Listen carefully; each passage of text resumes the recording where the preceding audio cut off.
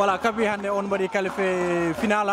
Je crois que c'est une première. Oui, c'est une première. C'est la première fois que nous qualifier finale départementale. Voilà, vos impressions.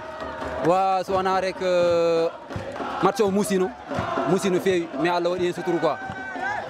Vraiment les gangal fo ni wa ilmu min gonno match o abe tampien gil sukabe ha mawbe dum tagi winde min kawinde ko émotion jetti kam min horam parce que mi jimi hen ko heewi quoi yon hewbe fadannobe dum hande Allah wadi tawtoraka dum ami nyaaganobe yo Allah mojje mabbe voilà les gangal wadi mérité ko buri dum gil sukabe ha mawbe goto fo non jaggi hen voilà amadi mérité ko buri dum jum aussi jum fof ni wadi mérité final coupe heddo do yete quoi voilà. Mais coach, regarde un match. On a vu que Jamel a souffert aujourd'hui. Jamel a souffert. Quel est le problème Jamel Han? Voilà, non, match on y a déjà match qui nous pondri accumulation des matchs.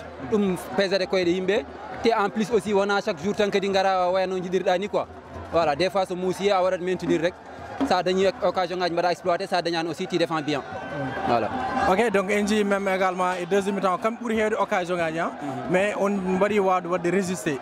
Quel a été le secret de cette équipe durant la deuxième période? Kon non tan no bima mini sa andi rek yes o yahani darnu ko ma tiagal ha moje rek mbasa wadde encaissé voilà ko be gaddi fof tawad way dum yaltinde quoi. D'accord.